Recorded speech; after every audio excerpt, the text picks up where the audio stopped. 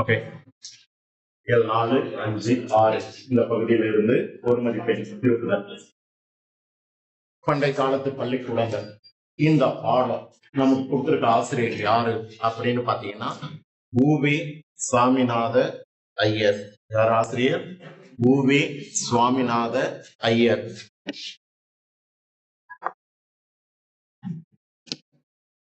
எந்த கட்டுரையிலிருந்து இந்த பாடம் வந்திருக்கு அப்படின்னா அவர் எழுதின மீட்சி என்று சொல்லக்கூடிய எந்த பாடத்துல இருந்து கட்டுரையில இருந்து வந்திருக்கு? மீட்சி என்று சொல்லக்கூடிய கட்டுரையிலிருந்து இந்த பாடம் நமக்கு கொடுத்திருக்காங்க. நூல்வெளி பகுதியில இருக்கு பாருங்க. நூல்வெளி பகுதியில கொடுத்திருப்பாங்க பாருங்க. உயிர் மீட்சி என்று சொல்லக்கூடிய கட்டுரை தொகுப்பிலிருந்து இந்த பண்டை காலத்து பள்ளிக்கூடங்கள் இடம்பெற்றுள்ளது. இப்படியும் ஒரு மதிப்பெண் வினா கேட்கலாம். அண்டர்லைன் பண்ணிக்கணும். சரி சார், இந்த ஊவேசாவை என்னவென்று அழைப்பார்கள் அப்படின்னா தமிழ் தாத்தா என்று அழைப்பார். தமிழ் தாத்தா என்று அழைப்பார். வேற என்னென்ன சொல்லி இவரை பாராட்டுவாங்க அப்படின்னா புலமை பெருங்கடல் அப்படின்னு சொல்லுவாங்க. அதாவது புலமை உடையவர். எதை போல? பெருங்கடலை போல புலமை உடையவர். பெருங்கடலை போல புலமை உடையவர் யாருன்னு கேட்டா உவே சாமிநாத ஐயர். இதை தவிர அவருடைய பன்முக திறன் என்னென்ன அப்படின்னு பார்த்தா ஆசிரியராக இருந்திருக்கக்கூடியவர், சிறந்த எழுத்தாளர், பதிப்பாசிரியர். நம்ம படிச்சிருக்கோம் சங்க இலக்கிய நூல்கள் எல்லாம் இன்னைக்கு ஏடுகள்ல இருப்பதற்கு காரணம் இவர்தான். ஓலைச்சுவடிகள்ல இருந்ததையெல்லாம் அச்சில் ஏற்றி பதிப்பித்த பெருமை இந்த ஊவேசாவை சார். அதனால பதிப்பாசிரியர். பழந்தமிழ் இலக்கியங்களை தேடி அச்சில் பதிப்பிக்க அரும்பாடுபட்டவர். இப்படி தமிழுக்காக தன்னை அர்ப்பணித்ததுனால இவரை சான்றோர் பெருமக்களால தமிழ் தாத்தா என்று அழைக்கப்பட்டவர். இவர் பெற்ற பட்டங்கள் என்னென்ன அப்படின்னு கேட்கும் போது மகா மகோ உபாத்தியாயர். மகா மகோ உபாத்தியாயர். அது மகா மகா உபாத்தியாயர் சேர்த்து படிக்கும்போது மகா மகோபாத்தியாய அப்படின்றது. இது ஒரு பட்டம். அடுத்து பாத்தீங்கன்னா திராவிட வித்யா பூஷணம். வித்யான கல்வி. திராவிட வித்யா பூஷணம் அப்படின்னு ஒரு விருது. தாட்சிணாத்திய கலாநிதி அப்படின்னு ஒரு பட்டம். இப்படி அவர் பெற்ற பட்டங்கள் யாவை அப்படின்னு ஒரு 2 மார்க்ஸ்ல கேட்டா ரிப்பீட் சொல்லுங்க பார்க்கலாம்.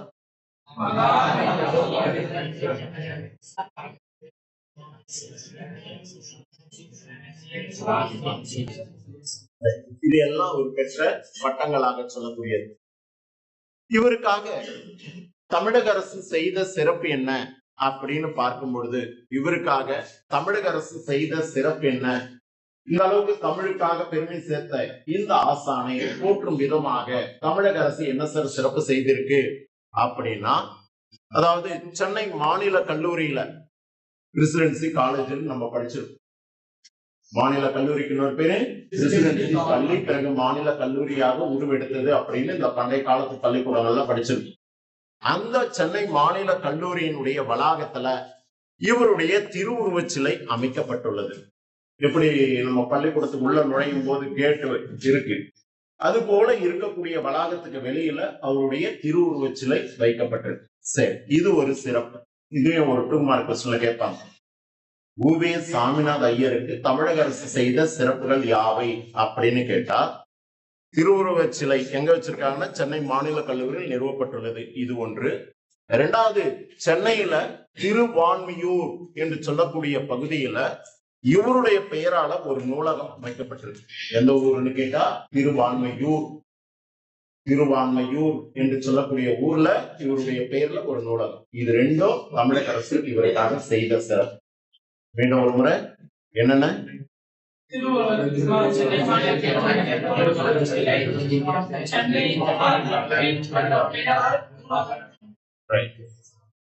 இவருக்கு டாக்டர் பட்டம் வழங்கி பெருமைப்படுத்தியிருக்கு. எதுன்னு கேட்டா சென்னை பல்கலைக்கழகம், மெட்ராஸ் யூனிவர்சிட்டி இவருக்கு கௌரவ டாக்டர் பட்டம். நீங்க நினைக்கிறாங்களா எம்பிபிஎஸ் டாக்டர் பட்டம் இல்ல, கௌரவ டாக்டர் பட்டம். ஒரு இலக்கிய துறையிலேயோ அல்லது ஒரு விளையாட்டு துறையிலேயோ இது போல சிறந்த விளங்கக்கூடிய சான்றோர்களை தேர்ந்தெடுத்து ஒவ்வொரு பல்கலைக்கழகம் சிலருக்கு டாக்டர் பட்டம் வழங்கி கொண்டிருக்கு. விஜய் கூட டாக்டர் பட்டம் கொடுத்திருக்காங்க. இல்லையா? அது போல சென்னை பல்கலைக்கழகத்தினால் இவருக்கு டாக்டர் பட்டம் வழங்கப்பட்டது. எந்த ஆண்டுன்னு கேட்பாங்க. 1932. நீ பிறந்திருக்க மாட்ட, உங்க அப்பா கூட பிறந்திருக்க மாட்டாரு, உங்க தாத்தா பிறந்திருப்பாரு. அந்த 1932 சென்னை பல்கலைக்கழகத்தினால் இவருக்கு டாக்டர் பட்டம் வழங்கி பெருமைப்படுத்தியது. சரி, இந்த அளவுக்கு இருந்த இவர் எங்க ஆசிரியராக பணியாற்றினார் அப்படின்னு கேட்டா, கும்பகோணம் அரசு கலைக்கல்லூரியிலையும். ஏன்னா பன்முகத்திறன்ல நான் சொன்னேன், ஆசிரியர், பதிப்பாசிரியர், அதே நேரத்துல சிறந்த எழுத்தாளர்னு சொன்னேன். ஆசிரியரா எங்க சார் பணியாற்றினார் அப்படின்னு கேட்டா, கும்பகோணம். இந்த கும்பகோணத்திற்கு தமிழ் பெயர் என்னன்னு ஒரு சில நேரங்கள்ல கேட்பாங்க. குட மூக்கு. என்னது? குடமூக்கு. கும்பகோணத்துக்கு தமிழ்ல குடமூக்கு அப்படின்னு பேரு. இதுவும் ஒரு மதிப்பெண் வினால உனக்கு இடம் பெறலாம் ஃபியூச்சர்ல. அந்த கும்பகோணத்துல இருக்கக்கூடிய, கும்பகோணம் சொன்னாலே சுற்றில நவகிரக ஆலயங்கள் இருக்கக்கூடிய பகுதி. நிறைய பேர் தோஷ பரிவர்த்தனை ஏதாவது செய்யணும் அப்படின்னு சொன்னா கும்பகோணம் மெயின் பிளேஸுக்கு போயிட்டு அங்கிருந்து ஆட்டோ பிடிச்சிட்டு அந்த நவகிரக ஆலயத்துக்கு போயிட்டு வரலாம். அப்படிப்பட்ட ஒரு சிறந்த இடம் கும்பகோணம். அந்த கும்பகோணத்துல அரசு கல்லூரியிலையும், அதே போல நம்ம தமிழ்நாட்டினுடைய தலைநகரமாக சொல்லக்கூடிய சென்னை மாநில கல்லூரியிலையும் தமிழாசிரியராக பணியாற்றியவர். அப்போ கும்பகோணம் அரசு கல்லூரி, சென்னை மாநில கல்லூரியில ஆசிரியராக பணியாற்றி, அந்த மாநில கல்லூரி வளாகத்துலதான் இவருக்கு ஒரு திருவுருவச் சிலை அமைக்கப்பட்டது. இது எல்லாம் ஆசிரியர் பற்றிய குறிப்புகள்ல அடங்கக்கூடியது. இத பத்தி ஒரு 4 மார்க் கொஸ்டின்ல கேட்டாலோ, ஓவியசார் பற்றி குறிப்பு வரைக அப்படின்னு கேட்டா ஏற்புடைய கருத்துக்களை பாயிண்ட் பை பாயிண்டா எழுதுனீங்கன்னா ஒரு 4 மார்க்.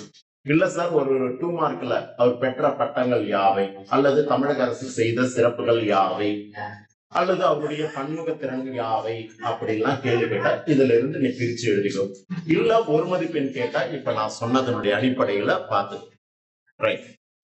இப்போ இதுல ஃபர்ஸ்ட் பேஜ்ல ஒரு கிரீன் பேராகிராஃப் கொடுத்திருக்காங்க. பண்டை காலத்து பள்ளிக்கூடங்களும் அண்ணாவிகளும் அப்படின்னு ஒண்ணு கொடுத்திருக்காங்க. திண்ணை பள்ளிக்கூடங்களும் அண்ணாவிகளும் அப்படின்னு கொடுத்திருக்காங்க. அண்ணாவினா மேதாவிகள் அர்த்தம். யாரெல்லாம் அந்த திண்ணை பள்ளிக்கூடத்துல படித்தவங்க அப்படின்றதுக்கு ஏற்கனவே ஒரு ஷார்ட்கட் சொல்லியிருக்கேன், மீண்டும் ரீகால் பண்றேன். மில்டன் எழுதிய சொர்க்க நீக்கம் என்ற நூலை தமிழில் மொழிபெயர்த்தவர் யார் சார் அவரு? அதே நேரத்துல உயிரின மருத்துவரும் கூட அதே நேரத்துல மில்டன் எழுதின சொர்க்க நீக்கத்தை தமிழ்ல மொழிபெயர்த்தவர் யார் அவரு அப்படின்னா வெள்ளக்கால் பா சுப்பிரமணியனார். வெள்ளக்கால் என்ற ஊரினை சேர்ந்த பா சுப்பிரமணியனார். அவரு எந்த திண்ணை பள்ளிக்கூடத்துல படித்தாரு அப்படின்னா திருநெல்வேலி தெற்கு தெரு கணபதியார் திண்ணை பள்ளிக்கூடம். இது எப்படி சார் நான் ஞாபகத்துல வச்சுக்கிறதுக்கு அப்படின்னா, சுப்பிரமணி அப்படின்னு பேர் பாத்தீங்கன்னா முருகப்பெருமானுக்கு இன்னொரு பெயர் சுப்பிரமணி கடவுள்னு சொல்லுவாங்க. அவருடைய அண்ணன் யாரு சார் அப்படின்னு சொன்னா கணபதி. அப்ப இதை ஞாபகம் வச்சு கணபதியார். அந்த கணபதியார் திண்ணை பள்ளிக்கூடம் எங்க சார் இருக்குன்னா திருநெல்வேலியில தெற்கு தெருவுல இருக்கு. திருநெல்வேலியில தெற்கு தெருவுல இருக்கு. ஏன் சார் இங்க ஒற்று போட்டிருக்காங்க? திசை பெயருக்கு பக்கத்துல வல்லினம் வந்தா ஒற்றுமைக்கும், திசை பெயருக்கு பக்கத்துல வல்லினம் வந்தா ஒற்றுமைக்கும். அப்ப திருநெல்வேலி தெற்கு தெரு கணபதியார் திண்ணை பள்ளிக்கூடத்தில் பயின்றவர் யாருன்னா வெள்ளக்கால் பா சுப்பிரமணியனார். ஒண்ணு. இரண்டாவது, எத்தனை வருடங்கள் அவர் பயின்றார் அதுல அப்படின்னு ஒரு 1 மார்க்ல கேட்டா 4 ஆண்டுகள். எப்படி இன்ஜினியரிங் படிக்கிறதுக்கு 4 இயர்ஸ் ஆகுதோ அதே போல திண்ணை பள்ளிக்கூடத்துல 4 ஆண்டுகள் பயின்றவர். சரி, ஒண்ணு பார்த்தாச்சு.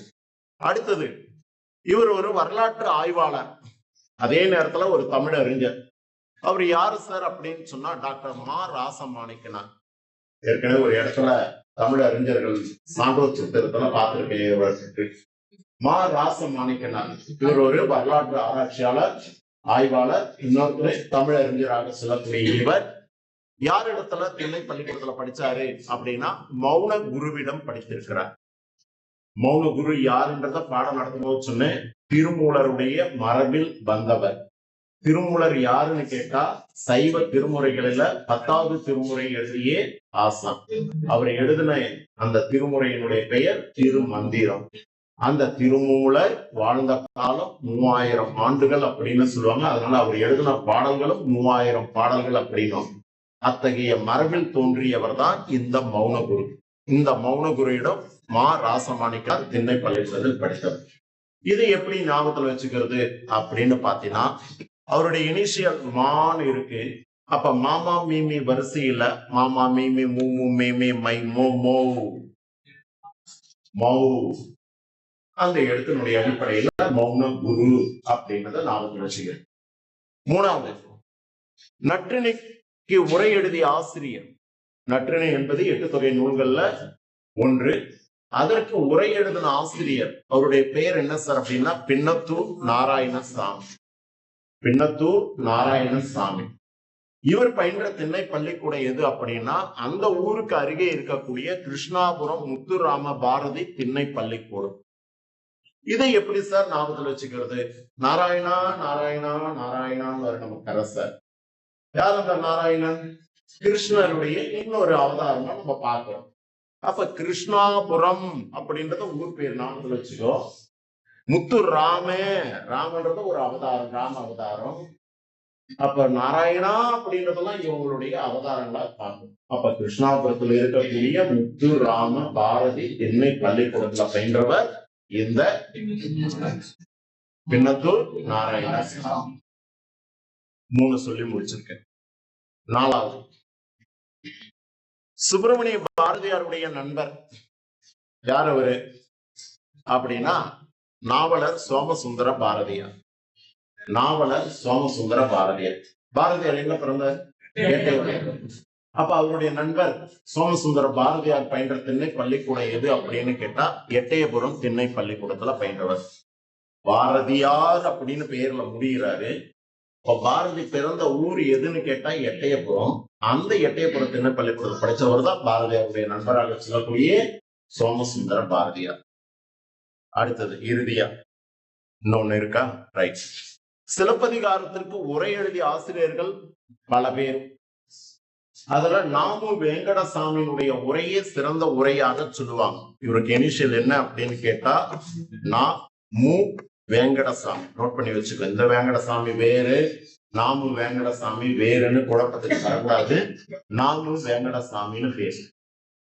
சிலப்பதிகாரத்திற்கு உரை எழுதிய ஆசிரியர்ல இவர் ஒருவர். இவர் பயின்ற திண்ணை பள்ளிக்கூடம் எது சார் அப்படின்னு சொன்னா வெங்கடசாமின்னு பேரு இருக்கு. பாபா விவி வேவே வை ஓவோ வவ் அப்படின்ற வகர வரிசையில ஞாபகத்துல வச்சுக்கோ. வல்லம் குருசாமி வாத்தியார் திண்ணை பள்ளிக்கூடத்துல படிச்சவர். அப்ப வெங்கடசாமி வல்லம் குருசாமி, வெங்கடசாமி வல்லம் குருசாமி. சாமி சாமி ஞாபகத்துல வச்சுக்கோ. அப்படி இல்லைன்னா வேங்கடம் வல்லம் என்ற ஊரை ஞாபகத்துல வச்சுக்கோ. ஓகேவா? வரிசை இடத்துல ஞாபகத்துல வச்சுக்கிட்டியா? இறுதியா ஒன்று, மதுரை பல்கலைக்கழகத்தினுடைய துணை வேந்தர், வைஸ் சான்சலர். யார் அவரு? இருந்தவர் யாருன்னு கேட்டா டாக்டர் வாசுப மாணிக்கம். வாசுப மாணிக்கம். இந்த தமிழறிஞர் பயின்ற திண்ணை பள்ளிக்கூடம் எது அப்படின்னு கேட்டா மகிபாலன்பட்டி நடேசனார் திண்ணை பள்ளிக்கூடம். இது எப்படி சார் ஞாபகத்துல வச்சுக்கிறது? மாணிக்கம், வாசுப மாணிக்கம். முன்னாடி இனிஷியல் மா இருந்தா மௌனகுரு. டாக்டர் மா ராசமாணிக்கம். முன்னாடி இனிஷியல் மானு தான் மௌனகுரு எடுத்துக்கோ. பெயர்ல மானு வருது அப்படின்னு சொன்னா மகிபாலன்பட்டி நடேசனார் திண்ணை பள்ளிக்கூடம். மகிபாலன்பட்டி நடேசனார் திண்ணை பள்ளிக்கூடத்துல படிச்சு. இப்படி ஒரு 7-6 ஆசிரியர்கள் இங்க கொடுத்திருக்காங்க. இவங்க பயின்ற திண்ணை பள்ளிக்கூடங்கள் எதுன்றத 1 மார்க்ல பொறுத்துக்களை கேட்கலாம், சரியா? அல்லது தலைப்பிலே கேட்கலாம். திண்ணை பள்ளிக்கூடங்களும் படித்த அண்ணாவிகளும் பற்றி குறிப்பு வரைகன்னு கேட்டா ஒரு டேபிள் காலம் போட்டு கூட ஆசிரியர் பயின்ற திண்ணை பள்ளிக்கூடம் அப்படின்னு எழுதலாம். இல்ல பாயிண்ட் பை பாயிண்டா போட்டு எழுதினாலும் சரி. இந்த அடிப்படையில தயாராகும். சரி, இது இந்த விவரத்தை சொன்ன நூல் எது அப்படின்னு கேட்டா இரட்டை அர்த்தங்கள் மாண்டு போகவில்லை. என்ன அர்த்தங்கள்? இரட்டை அர்த்தங்கள். ஏன்னா தமிழ் பாடத்துக்கே உரியது டபுள் மீனிங் தான். இரு பொருள்பட பேசுதல். அது மீனிங்கிறது அப்படி ஆங்கிலத்தில் சொல்றதை விட தமிழ்ல சொல்லுங்க. இரு பொருள்பட பேசுதல். ஒரு சொல்லுக்கு பல பொருள் உண்டு. அப்படி இரட்டை அர்த்தங்கள் மாண்டு போகவில்லை, இன்னும் அழியவில்லை அப்படின்னு சொல்லக்கூடிய ஒரு நூலை எழுதின ஆசிரியர் யாருன்னா பெருமாள். யார் அவரு? பேராசிரியர் அ கா பெருமாள் அவர்கள் எழுதிய இரட்டை அர்த்தங்கள் மாண்டு போகவில்லை என்ற நூல்ல இந்த தமிழ் அறிஞர்கள் பயின்ற தில்லை பள்ளிக்கூடங்கள விவரத்தை கொடுத்திருக்காங்க. அத இந்த கட்டுரையில முதல் பகுதியில வச்சு பேசப்பட்டது. இது ஞாபகத்தில் வச்சுக்கணும். அடுத்தது இதெல்லாம் நீ லைன் பை லைனா உள்ள படிச்சிருந்தால் 1 மார்க் கேட்சப் பண்ண முடியும். மன்றம் என்ற சொல்லுக்கு வேறு பெயர் என்னென்ன? மன்றம் என்ற சொல்லுக்கு வேறு பேர். Very good, very good. அதே போல இந்த கிரீன் பாக்ஸ் இதுல இருந்து ஒரு மதிப்பெண் வினாவும். வித்யா ஆரம்பம், வித்யானா கல்வின்னு சொன்னேன், ஆரம்பம்னா தொடக்கம். அப்ப தமிழ்ல அதுக்கு என்ன பெயர்னா கல்வி தொடக்கம். அப்ப இது தமிழ் சொல் இல்லையா சார் இந்த பகுதியில் இருக்கிறதெல்லாம் அப்படின்னு கேட்டா இது சமஸ்கிருத சொற்கள். அப்ப அதற்கு நிகரான தமிழ் சொல் கேட்பாங்க. வித்யா ஆரம்பம், ஆரம்பம்னா தொடக்கம், வித்யானா கல்வி, அப்ப கல்வி தொடக்கம். அதே வித்யா பியாசம் அப்படின்னு கேட்டா பியாசம்னா பயிற்சி, வித்யானா தெரியும் கல்வி, அப்ப கல்வி பயிற்சி. உபாத்தியாயர் என்ற சொல்லுக்கு பொருள் என்ன சார் அப்படின்னா ஆசிரியர். இன்னொரு பெயரும் இருக்கு, கணக்காயர் அப்படின்ற ஒரு பெயரும் இருக்கு. அடுத்தது அக்ஷரா பியாசம் அப்படின்றதுக்கு, பியாசம்னாலே பயிற்சி, அக்ஷரா அப்படின்னா எழுத்து பயிற்சி. இததான் மையாடல் விழான்னு சொல்லுவாங்க. மையாடல் விழா குறித்து குறிப்பு வரைக அப்படின்னா உன்னுடைய பாடப்புத்தகத்துல சப்டாபிக் ஒண்ணு இருக்கு, மையாடல் விழா. கேட்டுல மஞ்சள் பூசி இல்லையா கொடுத்து ஆசிரியர் சொல்ல மாணவர்கள் அதை விளம்புவார்கள். அந்த எழுத்துக்கள் நன்றாக தெரிவதற்காக வசம்பு, மஞ்சள்,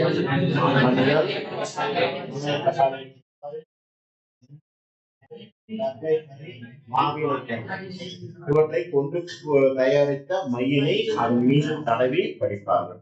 அதனால என்ன நன்மை?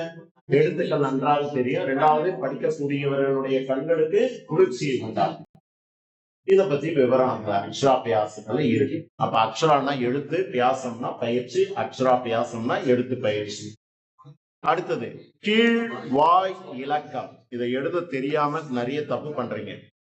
கீழ் வாய் இலக்கம், கீழ் வாய் இலக்கம் உனக்கு சேர்த்து எழுத தெரியலனா கீழ் வாய் இலக்கம் இப்படின்னு பிரிச்சு எழுதி. அப்ப இந்த கீழ்வாய் இலக்கம் என்பது எதை பற்றி பேசுவது அப்படின்னா பின்ன எண்களினுடைய கீழ்த்தொகை. அப்படின்னா என்ன சார்? ஃபிராக்ஷன் நம்பர் போடுறீங்கல்ல, ஃபார் எக்ஸாம்பிள் 2/3. இதுதான் பின்ன எண்ணுன்னு சொல்லுவாங்க தமிழ்ல. இதுல கீழ்த்தொகை என்ன இருக்கோ அதுதான் கீழ்வாய் இலக்கம். அதே போல மேல்வாய் இலக்கம்னா என்னன்னு கேட்டா பின்ன எண்களின் மேல் தொகை. இதை நான் அப்படியே திருப்பி போடுறேன், 3/2. இந்த மதிப்பு தான் பின்ன எண்களுடைய மேல் தொகைன்னு சொல்லுது, அதுதான் மேல்வாய் இலக்கம்னு சொல்றாங்க. குழி மாற்றுனா என்ன சார்? பெருக்கல் வாய்ப்பாடு. அப்ப எழுதும் இல்ல, 1 1s are 1, 1 1s are 1, 1 2s are 2. அது போல சொல்லக்கூடிய பெருக்கல் வாய்ப்பாடுக்கு தான் குழி மாற்றுன்னு பேரு. இது போல ஒரு மதிப்பெண் வினாவுல கேட்கறதுக்கு வாய்ப்பு உண்டு. இந்த இடத்துல வித்யாரம்பம் பற்றி எழுதுக அப்படின்றதுலயும் வரும். இதுல முறை வைப்பு என்பது என்ன அப்படின்னு இண்டிவிஜுவலா ஒரு 2 மார்க் கேள்வி கேட்கலாம். என்ன முறை வைப்புனா என்ன? உபாத்தியாயம் ஒன்று சொல்ல அதை மாணாக்கர் பலரும் சேர்ந்து சொல்வதை முறை வைப்பு. சரி, சட்டாம்பிள்ளை முறைன்னா என்ன? உபாத்தியாயருக்கு சில சமயங்களில் சட்டம் அப்படின்னா என்ன? ஒரு ஆசிரியர் இல்லாத போது அந்த வகுப்புல ஒரு தலைச்சிறந்த மாணவனை முன்னிலைப்படுத்தி சொல்லிக் கொடுக்குமாறு செய்யக்கூடிய அந்த பிரதிநிதிக்கு பேர் தான் சட்டாம்பிள்ளை அப்படின்னு பேர். இப்படி எல்லாம் இதுல இருந்தோ ஒரு மதிப்பெண்ணா கேட்கலாம் அல்லது 2 மதிப்பெண் வினாக்களிலும் இடம்பெறலாம். இது இருக்கு பாருங்க, சப்டாபிக்கு மையாடல் விழான்றதுக்கு இங்க இருக்கு பாருங்க, அக்ஷராபியாசத்தை மையாடல் விழா என்று சொல்லுவார்கள். அடுத்தது தமிழ்ல மனனம் குறித்த நூல்கள் என்னென்ன அப்படின்னு கேட்பாங்க. அக்காலத்தில் மனனத்திற்கு உதவிய நூல்கள் யாவை அப்படின்னு குட் பேட் டெஸ்ட் ஒண்ணு இருக்கு. அது என்னென்ன அப்படின்னு கேட்டா தமிழில் நிகண்டு, நன்னூல், காரிகை, தண்டி அலங்காரம், நீதி நூல்கள்.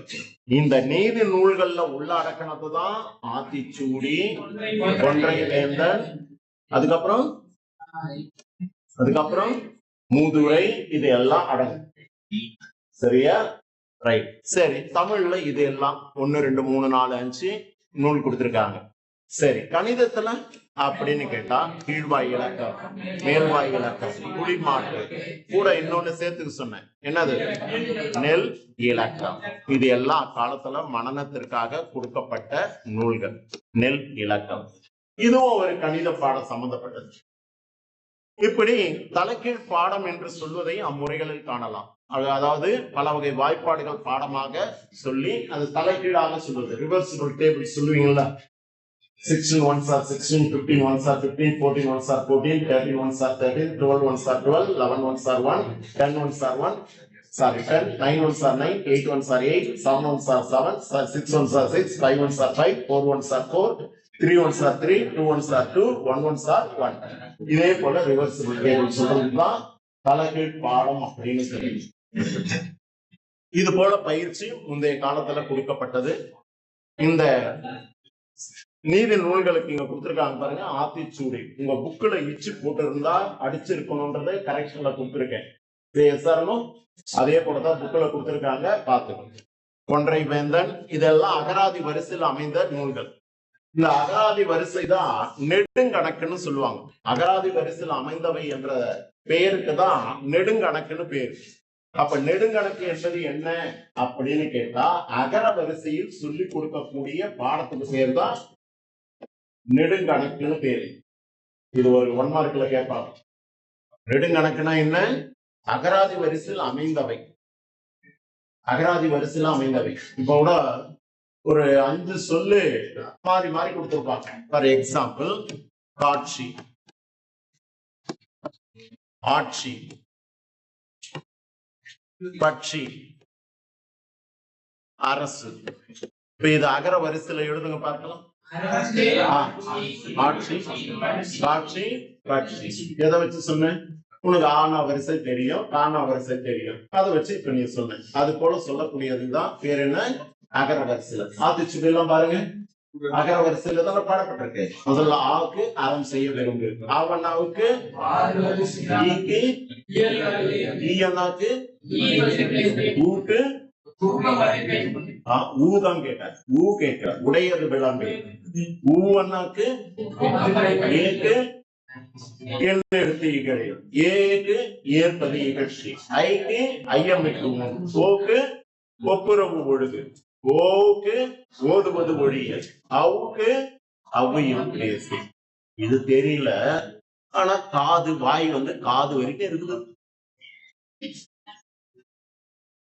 வாத்தியாரம் மட்டம் தட்டுறீங்க, வாத்தியாரம் மட்டம் தட்டுறீங்க. இந்த அறிவெல்லாம் இல்லாத இருக்கும் போதே உலகுதானே. இந்த அறிவெல்லாம் இருந்துச்சுன்னா எங்க இருப்பீங்களோ தெரியல. அந்த அகர வரிசையில சொல்லிக் கொடுக்கக்கூடிய அந்த முறைக்கு பேரு தான் என்ன பேரு? நெடுங்கணக்கு. ஞாபகம் வச்சுக்கோ, 1 மார்க்ல. இந்த இடத்துல பாத்தீங்கன்னா வேத்தான் அப்படின்ற ஒரு சொல்லுக்கு 2 மார்க் கொஸ்டின்ல கேட்பாங்க. வேத்தான்னா யாரு? வேத்தான்னா யாரு அப்படின்னா, குருவுடைய இடத்துல மாணவர்கள் அதிகாலையிலேயே வந்துவிட வேண்டும். அப்படி வருவதில் யார் அழைத்து வருவார்கள் அப்படின்னு சொன்னா, மாணவனுடைய பெற்றோர் அழைத்து வந்து விடுவர். அப்படி வரக்கூடிய மாணவர்கள்ல அந்த நேரத்துல முதல் மாணவனாக வரக்கூடியவன் தான் வேத்தான் அப்படின்னு சொல்லி இருக்காங்க. பள்ளிக்கூடத்திற்கு காலையில் 5 மணிக்கே வந்துவிட வேண்டும். ஆகையால் பிள்ளைகள் பெரியவர்களை அழைத்து வருவதை வழக்கம். அதுல முதலில் வருபவனை வேத்தான் என்று சொல்லுவார்கள். அப்படின்னா என்ன அர்த்தம்? வேத்தான்னா என்ன? மற்றவர்களை விட வேறான தனி பெருமை உடையவன், வேறுபட்டவன், மற்றவர்களை விட வேறுபட்டவன். இல்லையா? இந்த வகுப்புல கூட தான் எல்லாரும் இருக்கீங்க. அதுல யாராவது ஒருத்தன் தனிப்பெருமை உடையவனாக இருப்பான், மற்றவர்களை விட தனிப்பெருமை உடையவனாக இருப்பான். அவனுக்கு பேர் தான் வேத்தான், வேறுபட்டவன், மற்றவர்களோட வேறுபட்டவன், நல்ல பிள்ளை அப்படின்னு சொல்லக்கூடிய அந்த சொல்லுக்கு தான் வேத்தான்னு பேர். இது ஒரு 2 மார்க்ல கேட்கலாம். சரி, இன்னொரு இது இருக்கு. அக்காலத்துல மாணவர்கள் மறதியில இல்லாம இருப்பதற்காக என்னெல்லாம் சொல்லி அனுப்புவாங்க அப்படின்னு கேட்டா, பூ பெயர்ல, மிருகத்தின் பெயர்ல, பட்சி பெயர்ல, பட்சின்னா என்னன்னு சொல்லி இருக்கேன், பறவை பெயர்ல, ஊர் பெயர்கள்ல, இப்படி ஒவ்வொன்றதையும் உபாத்தியாயர் சொல்லி அனுப்புவார். அந்த பெயர்களை மறுநாள் கேட்கும்பொழுது ஞாபகத்தோட சொல்லக்கூடிய மாணவ செல்வங்கள் இருந்திருக்கிறாங்க அப்படின்றதுக்கு இது ஒரு செய்தி. இதுவும் இரட்டை அர்த்தங்கள் மாண்டு போகவில்லை என்ற நூலிலிருந்து கொடுக்கப்பட்ட செய்தி.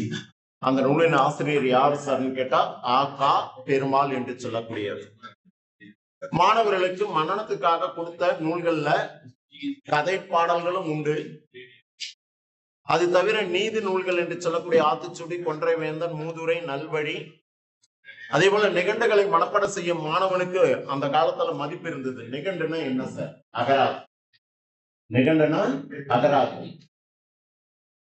பா என்ற எழுத்துக்கு என்ன பொருள், அதே போல அறம் என்ற சொல்லுக்கு என்ன பொருள், இப்படி அகராதி வரிசையில யாராவது இப்ப நீங்க சொன்னீங்க பாருங்க, ஆத்திச்சூடி ஆ முதல் அவ்வரை, இது யாராவது மனப்பாடம் செஞ்சானா அந்த மாணவனை பாராட்டும் விதமாக, அவனை போற்றும் விதமாக அந்த பள்ளி நிர்வாகம் வழிநடத்தும்.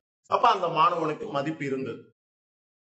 வியாபாரம் செய்வதற்கும் கோவில் பணி செய்வதற்கும், சரி சார் இது போல தமிழ் நூல்களை, நீதி நூல்களை இதெல்லாம் அகர வரிசையில மனப்பாடம் செஞ்சு அவனுக்கு மதிப்பு இருந்தது, ரைட்டு.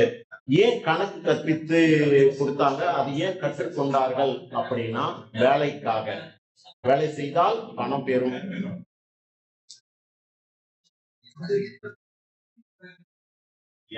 ஐயா ரெண்டு பேர்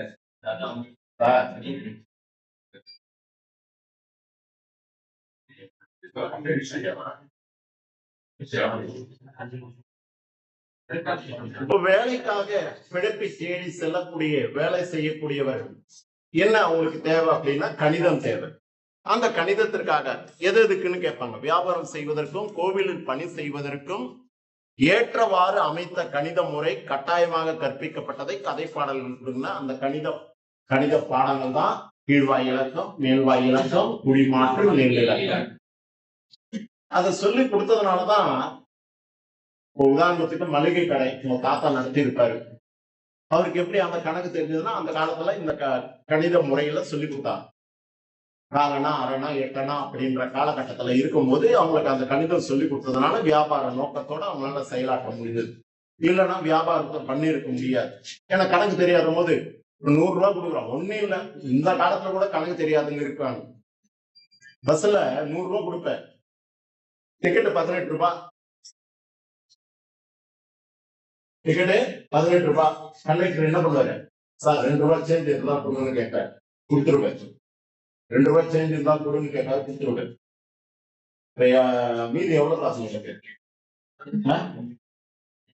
எவ்வளவு பிரேக்ல கணக்கு போட சொல்லி, பிரேக்ல கணக்கு போட சொல்லி இப்ப நான் அதுகிட்ட போல இங்க போறேன், அதுகிட்ட போல இதுகிட்ட போல, அதற்காக சொல்லி கொடுக்கணும். இப்ப தடுமாறும். நம்ம என்னன்னோ மேக்ஸ் எல்லாம் படிக்கிறோம், அல்ஜிப்ரா படிக்கிறோம், ட்ரிக்னாமெட்ரி படிக்கிறோம்,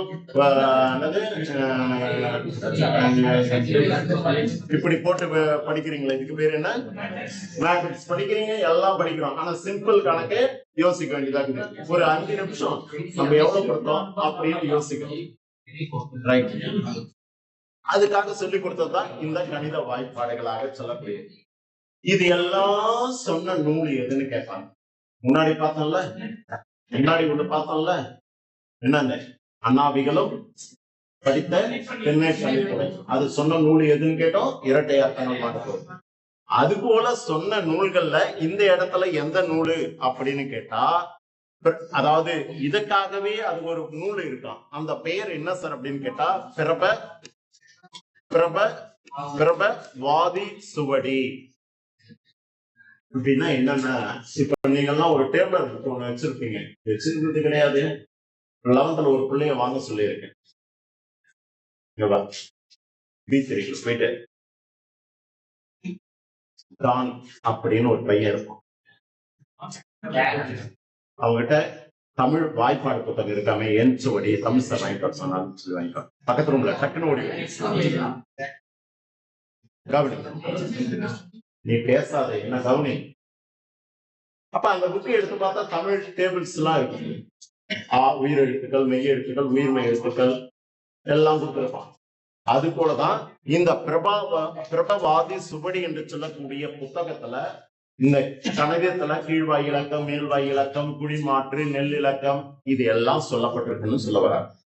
அப்ப இது போல பகுதிகள் இடம்பெற்றுள்ள நூல் எதுன்னு கேட்டா பிரபவாதி சுவடி என்று சொல்லணும். இந்த தகவலை நம்மளுக்கு சொன்ன நூல் எதுன்னு கேட்டா இரட்டை அர்த்தங்கள் ஆண்டு பகுதிகளை ஆசிரியர் ஆகா பெருமான். எழுத்தாணைகளுடைய பேதங்கள் எத்தனை? அவையாவை.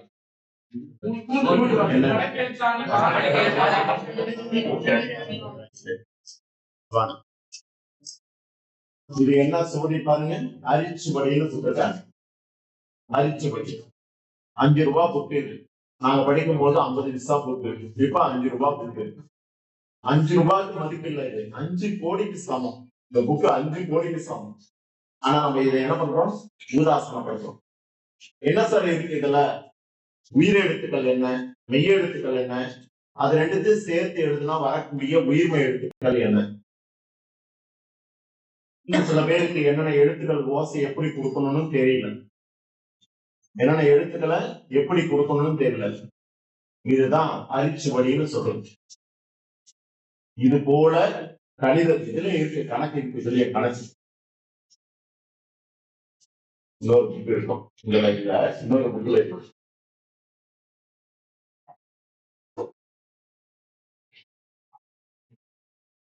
ரெண்டு எழுத்து சொல்லு, 3 எழுத்து சொல்லு, படிக்க தெரியாதவங்க 2 எழுத்து சொல்லு, 3 எழுத்து சொல்லு, 4 எழுத்து சொல்லுன்னு கொடுத்துருக்காங்க. இதெல்லாம் படிக்கிறதுக்கு தான் அரிச்சுவடி. அது போலதான் பிரபவாதி சுவடி என்ற நூல்ல அதெல்லாம் இருக்கும். அதெல்லாம் படிச்சாங்கன்னா வியாபாரம் வியாபாரம் பண்ணுவதற்கு வசதியா இருக்கு. ரைட். இந்த இடத்துல வாதம் புரிதல்ல இந்த பாடல் வரியை கொடுத்துட்டு இடம்பெற்றுள்ள நூல் எதுன்னு கேட்பாங்க. என்ன அந்த பாடல் வரி? வினாதல், வினாயவை விடுத்தல், என்றிவை கடனா சொலினே மடநனி இகற்கும். மாணவர்கள் ஆசிரியர் பாடம் சொல்லி தரும்பொழுது மாணவர்கள் வினாதல் கேள்வி கேட்கணும். அவ்வாறு கேட்ட கேள்விக்கு ஆசிரியர் வினாயவை அப்படின்னா அதற்கு உண்டான கேள்விக்கு உண்டான பதிலை விடுத்தல், அவர்கள் அதுக்குண்டான பதில் சொல்லுவார். இப்படி மாணவர்கள் உபாத்தியாயர் இடத்துல கேட்க, உபாத்தியாயர் கேட்ட கேள்விக்கு மாணவர்கள் கேட்ட கேள்விக்கு உபாத்தியாயர் பதில் சொல்ல, என்றிவை கடனா கொள்ளினை, கடனானா கடமையாக கொண்டால், மட நனி இகக்கும், அவரிடத்துல இருக்கக்கூடிய அறியாமை நீங்கும். அறியாமை நீங்கும். மடம்னா மடமை, அறியாமை நனி இகக்கும் அப்படின்னா சிறந்து நீங்கிவிடும். அந்த சொன்ன நூல் எதுன்னு கேட்டா நன்னூல் அப்படின்றது. வாதம் புரிதல் அப்படின்ற ஒரு தலைப்புல ஒரு வகுப்புல சொன்னேன். வாதம் புரிதல் பற்றி சொன்ன நூல் எதுன்னு கேட்கும் போது மதுரை காஞ்சி. எந்த நூலு? மதுரை காஞ்சி. இங்க இருக்கப்ப மதுரை காஞ்சின்னு இருக்கப்ப அதையும் நோட் பண்ணிக்க. ஓதல் பிரிவு பத்தி சொன்ன நூல் எதுன்னு கேட்டா ஓதல் பிரிவு குறித்து தொல்காப்பி. எத்தனை ஆண்டுகள் பிரிந்து செல்லும்? 3 ஆண்டுகள். அதற்குண்டான காலம் 3 ஆண்டுகள். அப்படி பயின்றதற்கான சான்றுகள் எதுன்னு கேட்டா இந்த தமிழ்நாட்டுல நவத்வீபம் முதலிய இடங்களில் இருந்து வந்து படித்து சென்ற பண்டிதர்கள் பலர். இன்னொரு எக்ஸாம்பிள், தஞ்சாவூரில் இருந்து ஆகம சாஸ்திரி பண்டிதர் ஆகிய சர்வசிவ பண்டிதர் என்பவரிடத்துல பல அந்நிய தேசத்து மாணவர்கள் வந்து கற்று சென்றிருக்கிறார்கள் என்ற செய்தி. இதெல்லாம் சொன்ன பகுதி எது சார் அப்படின்னா திரு ராஜராஜன் சோழன் காலத்தில் தஞ்சையில் பொறிக்கப்பட்டுள்ள சாசனம் தெரிவிக்கிறது. அது தவிர திருவாவடுதுறை மடத்துல பயின்ற தர்மபுரம் மடம் முதலான பல வருட காலம் தமிழ் கல்லூரியாகவும் வடமொழி கல்லூரிகளாகவும் விளங்கி வந்திருக்கின்ற செய்தியை குறிப்பிடணும். ரைட். இப்ப நானு பண்டைய காலத்து பள்ளிக்கூடங்கள் பார்த்துட்டேன். அடுத்தது நகுலனுடைய கவிதைகள். நகுலனுடைய இயற்பெயர் என்ன சார்? டி.கே. துரைசாமி. இவர் எங்க பிறந்தவர், எங்கு வாழ்ந்தவர் அப்படின்னு கேட்டா கும்பகோணத்துல பிறந்து கேரளா மாநிலம் திருவனந்தபுரத்தில் வாழ்ந்தவர். பல சிற்றிதழ்களை எழுதி வந்தவர். புது கவிதை வடிவம் தமிழ் மொழியில் தடம் பதித்துக் கொண்டிருந்த காலகட்டத்தில் புது கவிதை மூலம் வாழ்வியலுக்கு தேவையான கருத்துக்களை வெளியிட்டவர். இவர் எழுதின நூல்கள் என்னென்ன அப்படின்னு கேட்டா கண்ணாடி ஆகும் கண்கள், சுருதி, இன்னும் சில நூல்கள்லாம் சொன்னேன். வாக்கு மூலம், நாய்கள், நோட் பண்ணி வச்சிருக்கேன். 3, 5 அப்படின்னு சொன்னோம். இதையெல்லாம் தொகுத்து அவர் வைத்த அந்த கவிதை நூலுக்கு பெயர் என்ன சார் அப்படின்னா நகுலன் கவிதைகள் அப்படின்ற பெயர்ல வச்சிருக்காரு. எப்படி பாரதியார் கண்ணன் பாட்டு, குயில் பாட்டு, விநாயகர் நான்மணி மாலை எல்லாம் எழுதினாரோ அதையெல்லாம் தொகுத்து அந்த புத்தகத்துக்கு பாரதியார் கவிதைகள் பேர் வச்சாங்க. அது போல இவர் எழுதின கவிதை நூல்கள்லாம் தொகுத்து நகுலன் கவிதைகள் பேர் வச்சிருக்காங்க. இதுல பாடல் வரியை கொடுத்துட்டு ஏற்புடைய பொருள் கேட்பாங்க. இந்த இடத்துல நுழைவு என்ற செய்தியும் கொஞ்சம் பார்க்கணும். பாரதிக்கு பின்னர் வந்த காலகட்டத்த கவிதைகள் பலவற்றையும் பற்றி சிந்தனைகளை செறிவாக, குறிப்பாக, முரணாக, அழகிய தொடராக தருவதற்கு முயன்றன. புது கவிதை வடிவம் இதற்கு ஏற்றதாக இருந்தது. அப்படி கொடுப்பதற்கு இந்த புது கவிதை வடிவம் ஏற்றதாக இருந்தது. வாழ்விலுக்கு தேவையான கருத்துக்களை புதிய வடிவம் கொண்ட கவிதை புது கவிதைன்னு பேர் இல்ல. புதிய வடிவம் கொண்ட கவிதை புது கவிதைன்னு பேர் இல்ல. அதுல புதிய சிந்தனைகளும் இருக்கலாம், புதிய கருத்துக்களும் இருக்கலாம், புதுமையாக சொல்வதையும் இருக்கலாம். அப்படி இருந்தால் அதுக்கு பேர் புது கவிதை. அப்ப புது கவிதை என்பது யாதுன்னு கேட்டால் புதிய வடிவம் கொண்ட கவிதை என்று பொருள் அல்ல. புதிய சிந்தனைகளையும் புதிய கருத்துக்களையும் புதுமையாக சொல்வதையும் குறிக்கிறது என்பது பொருள். இது என்னன்றது தெரியும். இருப்பதற்கென்றுதான் வருகின்றோம், இல்லாமல் போகிறோம். எல்லாருமே இந்த பூமியில வாழ்ந்துதான் வரும். ஆனா அவற்றை வெளிப்படுத்த முடியாமலேயே என்ன பண்றோம்? மாயையில சிக்கி இறந்து விடுகின்றோம். அவர் பல உண்மைகளை சொல்லுகிறார். ஒரு உண்மையை சொல்லாமல் இருப்பதற்காக மரணிப்போம் என்று சொல்லக்கூடிய ஒரு உண்மையை மறந்து பல உண்மைகளை பேசிக் கொண்டு இருக்கிறோம். கரெக்டா? எல்லாருக்கும் பிறப்புன்னு ஒண்ணு இருந்தா இறப்புன்னு ஒண்ணு இருந்துச்சு. அது தெரியாம என்ன பண்றோம்? நம்ம என்னவோ ஆட்டெல்லாம் ஆடுறோம், என்னென்னமோ பேசுறோமா? ரெண்டு கிட்ட என்ன போட்டா பேசுறோமா? அது போல அலைகளை சொல்லி பிரயோஜனம் இல்லை, கடல் இருக்கிற வரை. அதே போலதான் மூச்சு உள்ளவரை பேச்சு இருக்கும் அப்படின்றத உள்ளே மனக்கண் நிகழ்வதையும் கண்முன் நிகழ்வதையும், இதெல்லாம் கண்முன் நிகழக்கூடிய காட்சி. அப்ப கண்முன் நிகழ்வதையும் மனக்கண், இப்ப இதன் மூலமா இன்னொரு பொருள் என்ன சொல்லுது? என்ன சொல்லுது?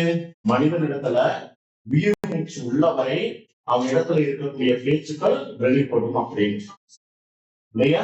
அப்ப இது என்ன செய்யணும்னா மனதிற்கண் செயல்படு, மனதிற்கண் நிகழ்வு, இது கண்முன் நிகழ்வு. இப்படி ஒரு 4 மார்க் கொஸ்டின் உங்களுக்கு இந்த நகுலன் கவிதைகள் இருக்கு. கண்முன் நிகழ்வதையும் மனதிற்கண் நிகழ்வதையும் குறித்து சொற்சுமையில் எவ்வாறு அடக்கியிருக்கிறார் நகுலன் அப்படின்ற பத்தி குறிப்பு வரைன்னு கேட்பாங்க. அது இது சம்பந்தமா. அடுத்தது காவியம். ஏற்கனவே படிச்சிருக்கீங்க. பிரமிழுடைய இயற்பெயர் என்ன சார் அப்படின்னா தர்மு சிவராமலிங்கம். தர்மு சிவராமலிங்கம் என்பது அவருடைய இயற்பெயர். எங்க பிறந்தவர்? இலங்கையில பிறந்தவர்.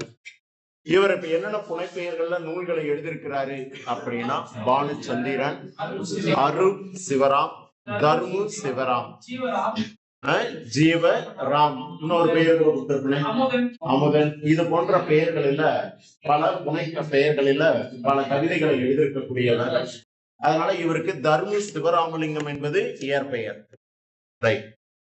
விமர்சனம், சிறுகதை, நாடகம், மொழியாக்கம் என பல்வேறு தளங்களில் இயங்கியவர். ஓவியம், சிற்பம் ஆகியவற்றிலும் ஈடுபாடு கொண்டவர். அதனால தாம் எழுதக்கூடிய கவிதைக்கு இவரையும் ஓவியம் தீட்டக்கூடியவர்.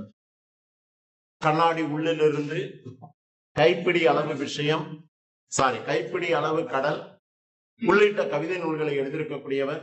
இவருடைய கவிதைகள் முழுமையாக தொகுத்து பிரமிழ் கவிதைகள் என்ற பெயரில் தொகுக்கப்பட்டுள்ளன. இவர் எழுதின சிறுகதை தொகுப்பு நூல் எதுன்னு கேட்டா லங்காபுரி ராஜா. இது எப்படி ஞாபகத்தில் வச்சுக்கிறதுன்றத சொல்றேன். நட்சத்திரவாசி இது என்ன நூலுன்னு கேட்டா நாடக நூல். வெயிலும் நிழலும் இது எந்த நூலுன்னு கேட்டா கட்டுரை நூல். நட்சத்திரம்னு எடுத்துட்டா, நட்சத்திர வாசின்னு எடுத்துட்டா இரவு நேரத்துலதான் பிரகாசிக்கும், ஒளிவிடும். அப்ப இரவு நேரத்துலதான் தெருக்கூத்து நிகழ்ச்சி நடத்துவாங்க. அதுக்கு பேரு தான் நாடகம்னு பேரு. அப்ப நட்சத்திரவாசி என்பது நாடகமா மனசுல பதிய வச்சுக்கோ. லங்காபுரி ராஜா அப்படின்றது ஒரு ஊர்ல ஒரு ராஜா இருந்தாங்க அப்படின்னு வீட்டுல அம்மா உன்ன சின்ன குழந்தையா இருக்கும்போது கதை சொல்லியிருப்பாங்களா? அந்த ராஜாவுக்கு ஒரு மனைவி அப்படின்னு கதை சொல்லியிருப்பாங்க. அப்ப லங்காபுரி ராஜான்னு சொன்னாலே கதை என்ன கதை? சிறுகதை அப்படின்னு ஞாபகம். மீதி என்ன இருக்கு? வெயிலும் நிழலும். அது என்ன நூலுன்னு கேட்டா கட்டுரை. அப்ப நட்சத்திரவாசி என்பது லங்காபுரி ராஜா என்பது, வெயிலும் நிழலும் என்பது இந்த அடிப்படையில ஞாபகத்தில் வச்சுக்கிட்டு 1 மார்க்ல கேட்டா எழுதிக்கோ. அடுத்தது சிலப்பதிகாரம், சிலம்பு கூட்டல் அதிகாரம், சிலப்பதிகாரம், பெயர் காரணம், எனவே இது சிலப்பதிகாரம். சிலப்பதிகாரத்தில் அமைந்துள்ள பாடல்களின் எண்ணிக்கை 5000. எத்தனை காதைகள், எத்தனை காரணங்கள்? 30 காதைகள், 8 காரணங்கள். என்ன காரணங்கள்? சிவாருக்கு எத்தனை காதைகள்? மதுரைக்கு இந்த நூலுக்கு வழங்கும் வேறு பெயர்கள்?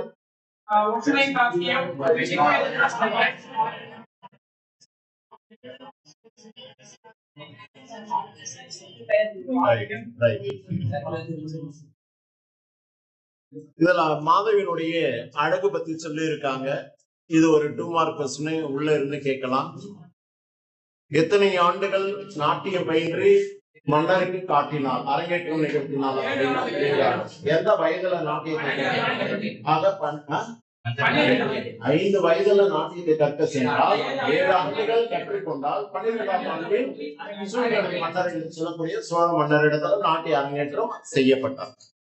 நாட்டிய அரங்கத்தினுடைய அமைப்பு நெடுவினால கேட்கறதுக்கு வாய்ப்பு உண்டு. சட்டாவை போட்டு A to Z எல்லாமே எழுதணும்.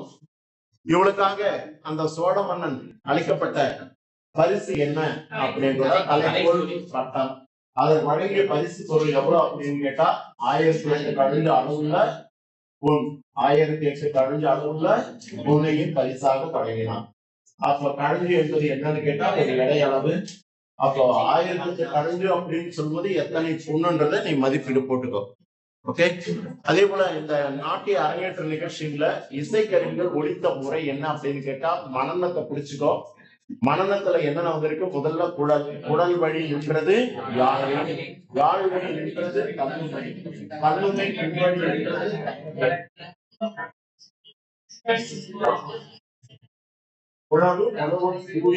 இசைத்தது 5 இசைக்கருவிகள் வரும். வரிசையில வச்சுக்கோ. எப்படி ஒரு திருமண நிகழ்ச்சிக்குள்ள போனா வரவேற்பு நடக்கக்கூடிய இடத்துல மங்கள வாத்தியம், அதுக்கப்புறம் பிராண்டு, அதுக்கப்புறம் இல்லையா இந்த சீர்தட்டு வரிசை வச்சு வரவேற்பு கொடுக்குறாங்களோ அது போல குடல் கருவி, யாழ் கருவி, கண்ணுமை, முழவு, முந்திரிகை அந்த வரிசையில இசைக்கருவிகள் ஒலித்த முறையாக வச்சுக்கிறேன். பாடல் மனனம் நேற்று எழுதி காமிச்சிருக்கீங்க. சில பேர் எழுதல. எழுதினவங்களுக்கு வாழ்த்துக்கள், எழுதாதவங்களுக்கு எதையும் சொல்றதுக்கு இல்லை. இதுல யாழினுடைய வகைகள் பத்தி ஒரு 2 மார்க் கொஸ்டின்ல கேட்பாங்க. 1 மார்க்லையும் இடம்பெறும். 21 நரம்புகளை கொண்டு பாடப்பட்டிருந்தா அந்த யாழுக்கு பேரு பேரியாழ். இருக்கிறதுலயே 21 நரம்புகள் கொண்டது பெரிய யாழாக சொல்லக்கூடியது. 19 நரம்பு, அதை விட ஒரு 2 நரம்பு குறைவா இருந்தா அந்த கரி மகர யாழ்னு சொல்லக்கூடியது. அதை விட ஒரு 5 குறைவா இருந்தா அதுக்கு பேரு சகுடையாழ், அதாவது 14 நரம்புகளை கொண்டு இருந்தார். அதை விட 7 நரம்புகள் குறைவா இருந்தா அது செங்கோட்டியாழ். அப்ப 7 செங்கோட்டி, 14 சகோட, 19 மகரையாழ், 21 பேரியாழ். இது எப்படி ஞாபகத்துல வச்சுக்கலாம்? எப்படி ஞாபகத்துல வச்சுக்கலாம்? ஒண்ணே இல்ல 14 ஒரு 7 கூட்டினா எவ்வளவு? 14 ஒரு 7 கூட்டினா எவ்வளவு? மொத்தத்திலே இருக்கிற நரம்புகள் எத்தனை? அப்படி இருக்கிற நரம்பு இந்த 21 எப்படி ஞாபகத்துல வச்சுக்கலாம்? 7 நரம்புகள் என்பது செங்கோட்டியாழ், 14 நரம்புகள் என்பது சகுடையாழ். இது ரெண்டுத்தையும் கூட்டினா உனக்கு 21 நரம்புகள் கொண்ட பேரியாழ். அதுல இருந்து 2 மைனஸ் பண்ணிடு, 19. அது என்ன யாழ்னு கேட்டா மகரையாழ். சரியா? 9 இப்படி போடுறியா? 9 இப்படி போடுறியா? இது அப்படியே திருப்பி பாரு. மா இப்படியே ஞாபகத்துல வச்சுக்கோ. என்னடா இப்படி போட்டிருக்கா மாவை நானு தலைகீழா பாரு. சரியா? இப்படி போட்ட மாவா இப்படி பார்க்கும்போது மகர, கரெக்டா? இப்படி ஞாபகம் வச்சுக்கோ. 19 வந்தா மகரையா. சரி, உணர்ச்சி எல்லாம் பாத்துட்டீங்களா? இலக்கண குறிப்பு நேற்று நான் ஒர்க் அவுட் பண்ணி வச்சிருந்தேன், பார்த்திருந்தா சந்தோஷம்.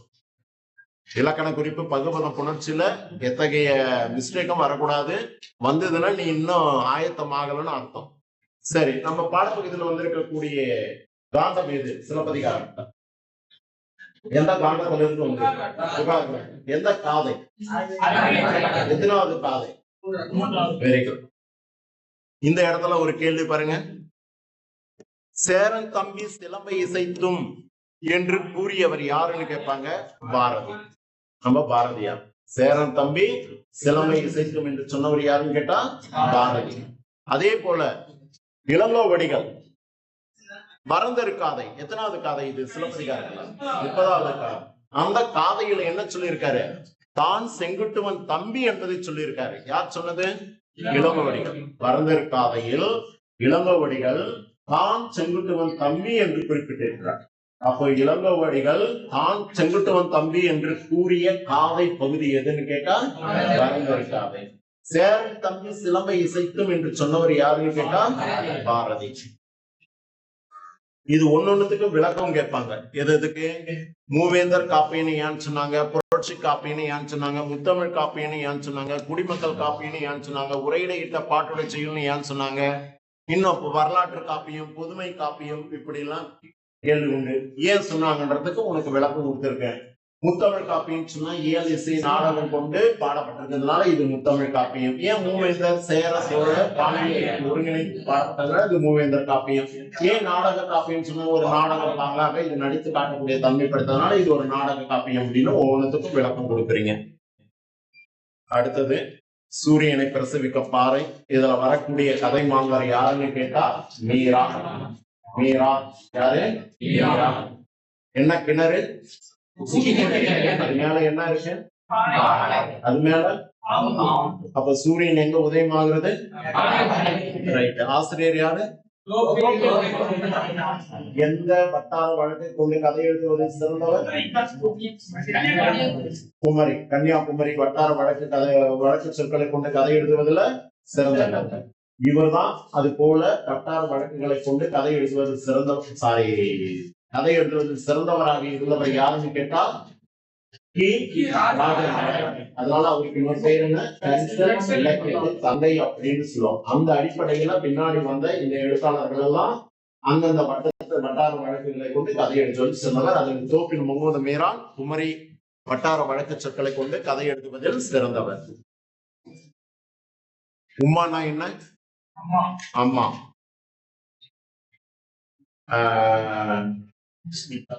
நேர்ச்சி அப்படின்னு ஒரு சொல்லு இருக்கு. இதுல நேர்ச்சி என்ற சொல்லுக்கு தமிழ் சொல் என்ன இருக்கு? என்ன? நேர்த்தி கடன். நிக்கர் அப்படின்னா என்னன்னு கேட்பாங்க. அரைக்கால் சட்டை. நிக்கர்னா அரைக்கால் சட்டை. அப்ப கால அந்த போடுகிறது. நாங்கெல்லாம் படிக்கும் போது நிக்கர் தான் போட்டு பள்ளிக்கூடத்துக்கு போகும். ஃபுல் பேண்ட் கிடையாது, அரைக்கால் சட்டை தான். காக்கி கலர்ல காக்கி பேண்ட் போடுறதுக்கு பதிலாக காக்கி ஆஃப் ஹவுஸ் ஒயிட் ஷர்ட் உங்களுடைய யூனிஃபார்ம் படிக்கும் பொழுது. அப்ப பாதி போட்டுட்டு போனா அதுக்கு பேரு அரைக்கால் சட்டை. ஃபுல்லா போட்டா முழுக்கால் சட்டை. அதே போல சட்டையில அரைக்கை சட்டை, ஃபுல்லா போட்டா முழு கை சட்டை. மீனிங் தெரியும். அப்ப நிக்கர்னா அரைக்கால் சட்டை. ரைட். இன்னொரு பொருள் இருக்கு இதுல. பாப்பான்னா என்ன பொருள்? அப்பா. இந்த இடத்தெல்லாம் நோட் பண்ணி வச்சுக்கோ. புக்ல மார்க் பண்ணி வச்சிருந்தா தான் கண்ணுல படம். உம்மானா அம்மா, பாப்பானா அப்பா. அதே போல இந்த இடத்துல நேர்ச்சி எங்க வந்திருக்கு பாருங்க.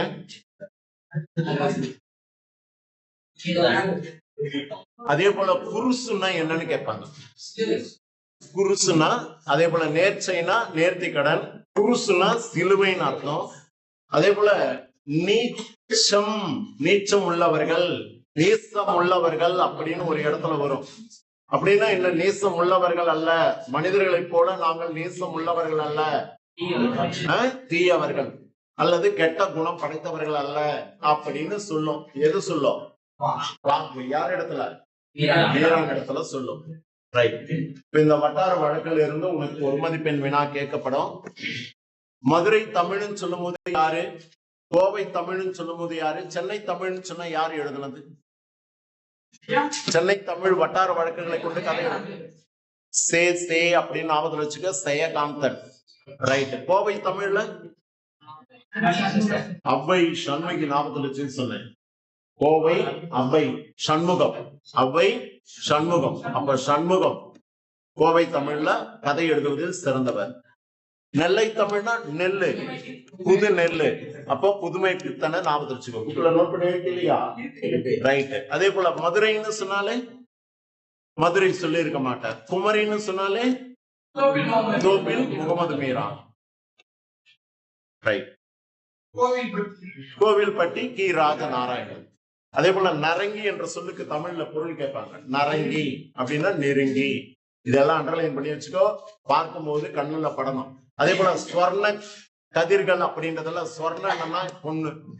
இந்த கோயில்ல அம்மன் கோயில்ல பிள்ளையாருக்கு அபிஷேகம் பண்ணும்போது ஸ்வர்ண அபிஷேகம் பண்ண போறேன், கழுத்துல போட்டுருக்க செயின் கையில போட்டுருக்க மோதிரம் கொடுங்கன்னு கேட்பாரு குருக்கள். தண்ணியில போட்டு அதுக்கப்புறம் சாமி மேல வச்சு அர்ச்சனை பண்ணி கொடுப்பாரு. ஸ்வர்ண அபிஷேகம் பேர்.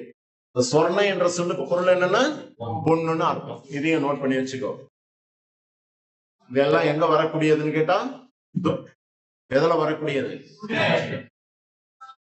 சூரியனை பிரசவிக்கும் பாறை. இந்த கதை எந்த நூல்ல இருந்து வந்திருக்கு? வேர்களின் பேச்சு. வேர்களின் பேச்சு. அப்ப தோப்பில் முகமது மீரான் பிறந்த ஊர் எது? கன்னியாகுமரி மாவட்டம் தேங்காய்பட்டினத்துல. எப்ப பிறந்தாரு? 1944. இவர் தமிழ்லயும் மலையாளத்திலும் என்னென்ன எழுதியிருக்காரு? புதினம், சிறுகதை போன்ற பல்வேறு இலக்கிய தலங்கள் இயங்கியவர். இவர் எழுதின ஒரு புதினம் எதுன்னு கேட்டா சாய்வு நாற்காலி. 1997 சாகித்ய அகாடமி விருது பெற்றது சாய்வு நாற்காலி. இதை தவிர அவர் எழுதின நூல்கள் எதுன்னு கேட்டா துறைமுகம், கூணன் தோப்பு. அப்படின்னா என்ன சார்? ஆர்பர் பக்கத்துல, துறைமுகம் பக்கத்துல ஒரு தோப்பு இருக்கு. அதெல்லாம் சாய்வு நாற்காலி போட்டுட்டு நான் படுத்துட்டு இருக்கேன். அப்புறம் சாய்வு நாற்காலியில படுத்திருக்கும் போது என் உடம்பு எப்படி இருக்கும்? ஒரு கூணு போல வளைந்த நிலையில இருக்கும். அப்ப கூணன் தோப்பு, துறைமுகம் ஒட்டி படுத்துட்டு இருக்கேன். எதுல? சாய்வு நாற்காலி. அந்த சாய்வு நாற்காலி என்பது ஒரு புதினம், சாகித்ய அகாடமி விருது 1997. இதே போல தமிழ் வளர்ச்சி துறையின் பரிசினை பெற்ற நூல் எது? 1995. 1995 தமிழ் வளர்ச்சி துறையின் பரிசினை பெற்றவர் வாய்க்கால் மீன்கள் ஆசிரியர் வே. இறையன். ரைட். இது வரைக்கும் பார்த்திருக்கேன். அடுத்தது நீ பார்த்துக்கோ. என்னால முடிஞ்சதை நான் சொல்லி கொடுத்திருக்கேன், நீ பார்த்து.